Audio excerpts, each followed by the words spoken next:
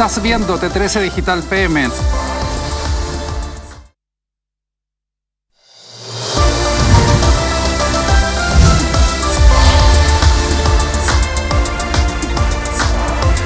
Vamos a seguir hablando del tema del robo a la sucursal Brinks en Rancagua y para ello estamos conectados con Eduardo Hernández, gerente legal de Alto Chile.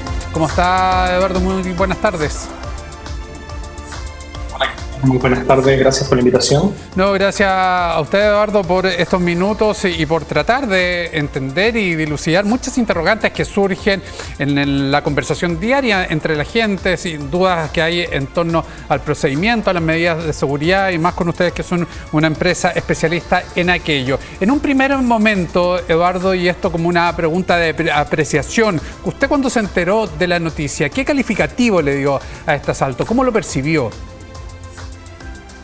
A ver, bueno, lo primero es que yo creo que nadie puede quedar o dejar de quedar sorprendido de el nivel de planificación. Probablemente lo que llama más la atención es la planificación, la premeditación con la que actuaron los delincuentes, el actuar en grupo o pandilla, como está definido, ¿no es cierto?, en el código penal y que le dan un tratamiento a nuestro sistema de justicia penal diferenciado, ¿no es cierto?, ese tipo de delito. No deja de llamar la atención. Lo otro también, el alto poder de fuego que se pudo de alguna manera evidenciar a propósito de las diligencias investigativas que se fueron realizando durante las horas más próximas a la comisión del delito. Entonces yo me atrevería a decir que es algo que no nos debe dejar de sorprender, el nivel de planificación y el nivel de violencia y uso de armas de alto calibre. Sí, Eduardo, para usted entonces hay aquí una estructura, tal como se definió hoy día en la audiencia, una estructura criminal que planificó cada uno de los detalles de este robo. Sin duda, o sea, a lo largo de las horas que estuvo trabajando el equipo investigativo dirigido, ¿no es cierto?, por la Fiscalía de Rancagua, pudimos ir conociendo la participación de varios sujetos que se evidenciaron, ¿no es cierto?, en las imágenes que se difundieron prácticamente cuando estaba ocurriendo el delito, pero que también luego tomamos conocimiento de que esa planificación tenía que ser operada por una suma de sujetos que hasta el momento la Fiscalía tasa que podrían haber participado entre 25 a 30 personas en total, con la quema de los automóviles, con la interrupción, ¿no es cierto?, de las vías de acceso que permitían de alguna manera la llegada oportuna de agentes policiales. Entonces, sin duda, estamos hablando de una estructura que puede ser más o menos organizada, que tiene definitivamente un fin delictual que es poco común, pero no digo que con eso que este delito o este tipo de delito se haya cometido o no se haya cometido en el pasado. Desde su perspectiva, entonces, acá también hay, a propósito de esta estructura, o dentro de esta estructura, hay componentes pertenecientes a la empresa, y se lo pregunto por la cantidad, la forma en que actuaron los individuos, cómo y estamos observando las imágenes, son grabados desde una ventana, desde la misma compañía, de la misma sucursal, y eso también llamaba la atención, porque nosotros casi hoy día de la tecnología y las redes sociales lo permiten, casi que estuvimos transmitiéndolo en directo, o sea, apenas pasa, conocemos estas imágenes y nos llama poderosamente la atención en principio esto de estar grabando, ellos haciendo, entre comillas, su trabajo, robando, sacando los fajos, las bolsas de billetes y claro, y de inmediato decíamos, algo debe estar pasando ahí en cuanto al conocimiento, a la relación con otros trabajadores, porque es un asalto que más allá de todas las maniobras disuasivas, incendios de auto, en fin, Miguelitos, en el momento mismo fue bastante tranquila.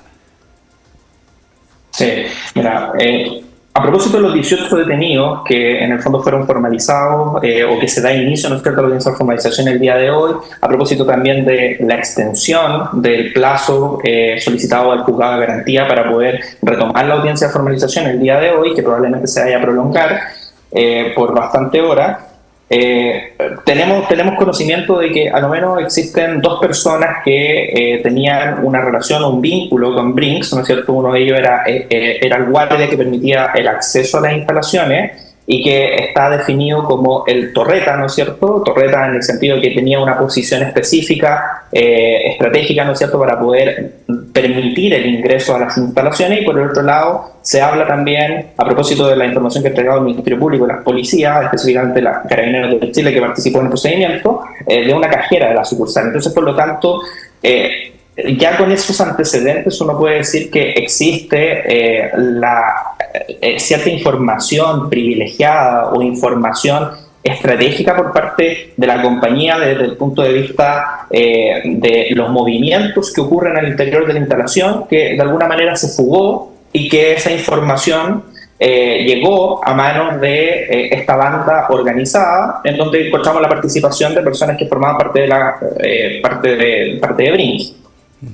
La empresa, una vez ya que sucedió este ilícito y un par de días después, emite un comunicado sosteniendo que ellos cumplen con las medidas de seguridad correspondientes, que no tenemos por qué nosotros dudar de aquello si así lo establece la normativa. Sin embargo, y también de nuevo, analizando las imágenes, Eduardo, y aquí la pregunta en cuanto a su apreciación, uno se imagina que ante esa cantidad de recursos, de dinero, de plata que hay, 12.000 millones, para algunos es incluso es más, uno pensaría que esto está resguardado, tiene medidas de seguridad que son mucho más potentes que las que vimos ahí. Una reja que tiene, claro, tiene una cierta altura, que uno se imagina que fuera mucho más, tiene ahí un cerco eléctrico que es de fácil también desutilizarlo, en fin, una serie de condiciones que uno supondrían inexistentes para la cantidad de plata que se maneja ahí. ¿Cómo se configura o qué está establecido entre la normativa chilena para dependencias, bodegaje de esa cantidad de recursos?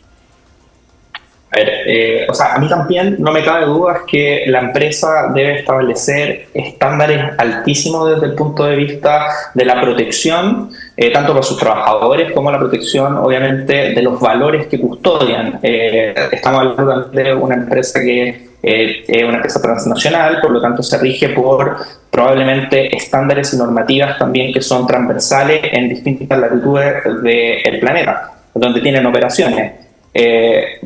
Y desde luego, desde el punto de vista de la normativa, tenemos que entender que hoy día estamos en una fase de transición. Hace muy pocos meses fue promulgada la Ley de Seguridad Privada y que lo que venía a hacer es resolver la dispersión normativa que existe hasta el día de hoy, porque es la normativa vigente en relación a la regulación de cómo operan las empresas dedicadas al rubro de la seguridad privada y también específicamente a quienes se dedican al transporte y a la custodia de valores. Hoy día existe normativa, está regulado tanto en leyes como en decretos y precisamente en esta fase de transición, a propósito de la nueva Ley de Seguridad Privada, que busca alejarnos, ¿no es cierto?, de la dispersión normativa, reúne y concentra toda la normativa aplicable a este tipo de empresas. En esa normativa se regulan los requisitos de estudio de las personas que forman parte de estas organizaciones privadas, define cuáles son las operaciones de alto riesgo, establece cuáles son los protocolos que tienen que seguir los vigilantes privados, las obligaciones que deben contar con sus instalaciones, los procesos, en el fondo regímenes de protección que son bastante bien regulados por la legislación local, como también las medidas que implementa autónomamente cada una de las empresas de transporte de valores.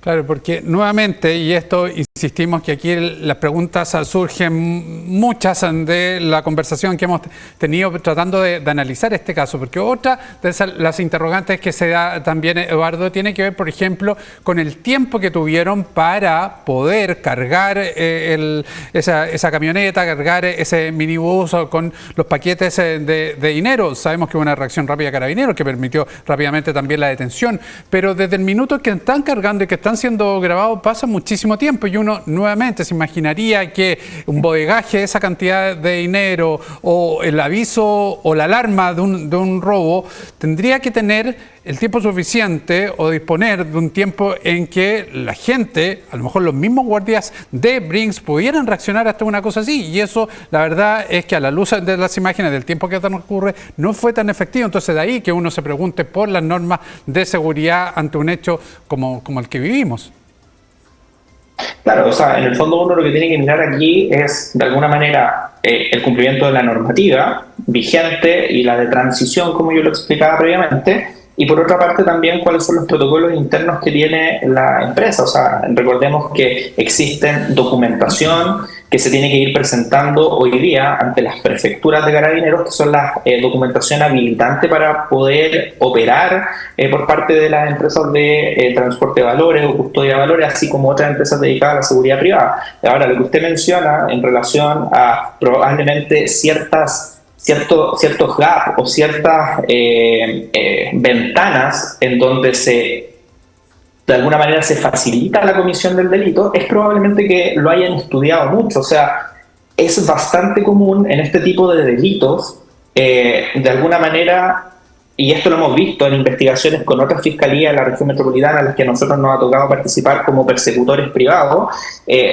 Básicamente esta coaptación, por decirlo de alguna manera, de funcionarios o trabajadores de la empresa que van revelando información que es importante o que es relevante desde el punto de vista de los protocolos, de los tiempos. Entonces, por lo tanto, estas bandas que son organizadas escogen muy bien los momentos en donde tienen que actuar. Y por lo tanto, finalmente no tiene mucho que ver con los protocolos o el cumplimiento no de las medidas de seguridad, sino que tiene que ver de cómo se ejecutan esos protocolos o esas medidas de seguridad in situ dentro de cada una de las instalaciones, y obviamente bajo la observación y el acceso a información privilegiada, como yo lo decía al principio de la entrevista.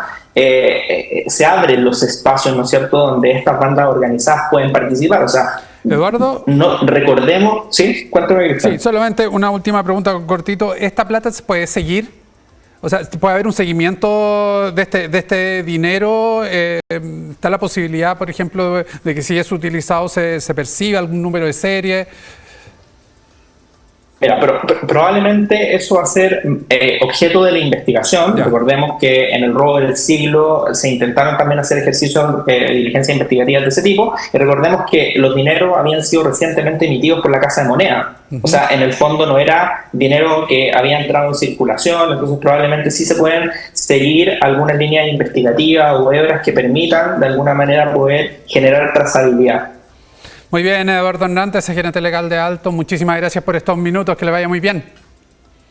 Muchas gracias, Cristian, por la invitación. Que esté muy bien, que tenga buena tarde. Igualmente.